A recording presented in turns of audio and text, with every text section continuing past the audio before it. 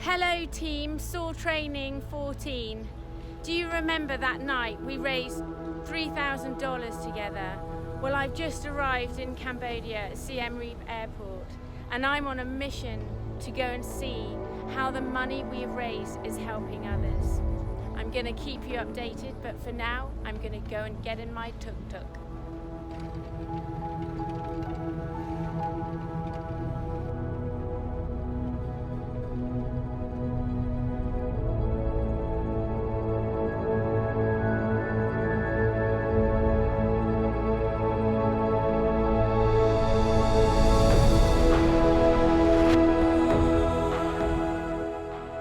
So Claire, tell me about Rebuilding Sri Lanka, how you came about building the charity and how the Ponheary Foundation is working together with you. I established the Rebuilding Sri Lanka in the wake of the Asian tsunami in 2004 with a group of other survivors.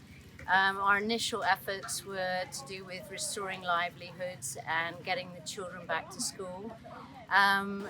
In recent years, we've been interested in establishing educational facilities and feeding the children at the schools in order to encourage their attendance. I first met Laurie in London. We were pitching for the same funding at the Pan Asian Women's Association, and I was so impressed with the work that these guys were doing in Cambodia that I felt really compelled to come here. Now we've linked up to edify each other, and these guys are helping me in Sri Lanka and I'm helping these guys here in Cambodia. So a hungry child is a hungry child, whether they're in Sri Lanka or in Cambodia. Ponheary, please will you tell us your story and tell us about your foundation? I was born in 1962 in the educated family in Siem Reap.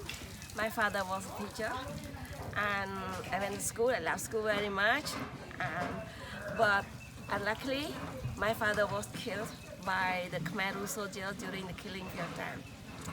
So when we are back to the town after the killing field time, I became a teacher.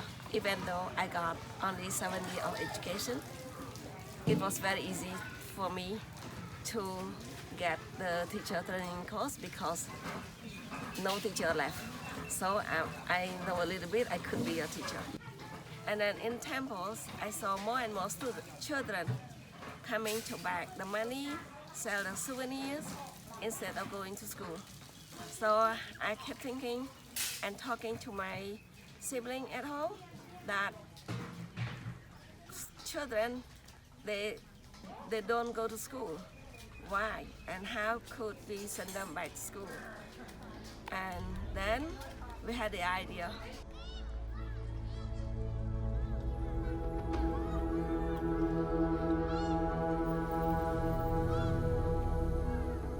By the end of 2005, I got more than 200 children in my program, and at that time I didn't have the foundation. Wow. Just collect the money from the people, use my tip, the people tipping me, and then to buy the supplies and uniform. And then I met Laurie Carlson at the end of 2005. So just 1 month after her visit Cambodia, she registered Ponheary Foundation in Austin, Texas. And when I met her, she and her family had survived the genocide and rebuilt their lives. And the first thing that they did when they had achieved some sort of homeostasis was to go back into the communities that perpetrated that genocide and try to fix that problem.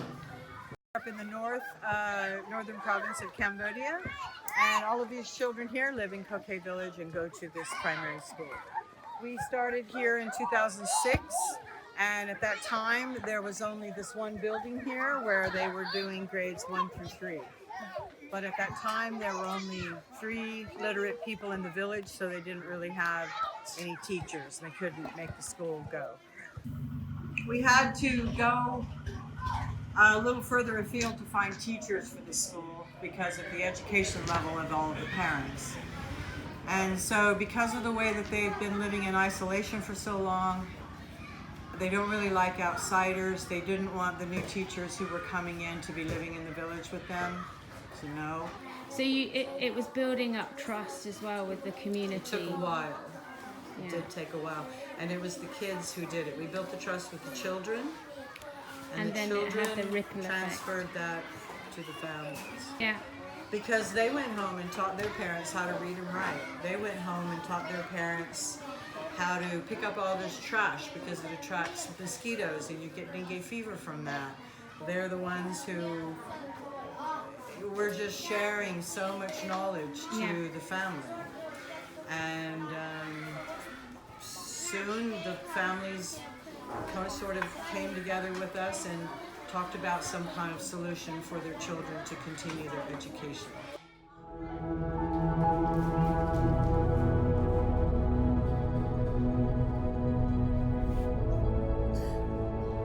So Claire, tell us where we are. We are currently at Shreyang.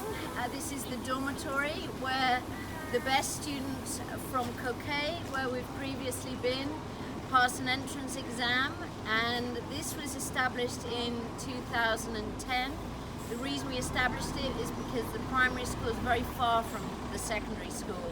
So essentially in Cambodia, children will only ever be educated up to 6th grade. So here we have a residential facility that enables them to go to Shreyang, to go to secondary school.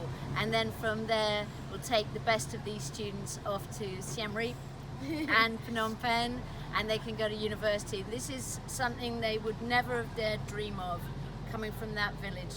And these are amazingly clever kids who are so hungry to learn and so hungry to move forward and penetrate that membrane and get a seat at the table to make decisions about what happens to them and what happens in their country. And now we're in 2019, so tell me where you are with your program. How many children are you helping? This year we have about 2,800 students in our program.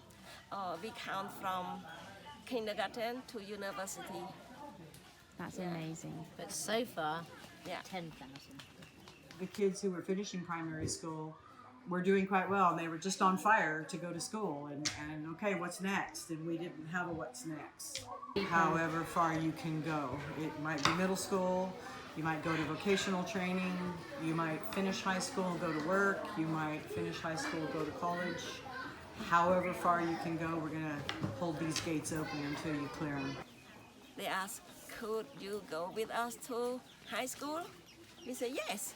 And after that, could you go with us to university? Lori, the one who made the money, oh my God! Lori said, oh my God! Yes! And then we got that. Well, thank you for sharing. Thank you for visiting us. Thank Thank you very you. much.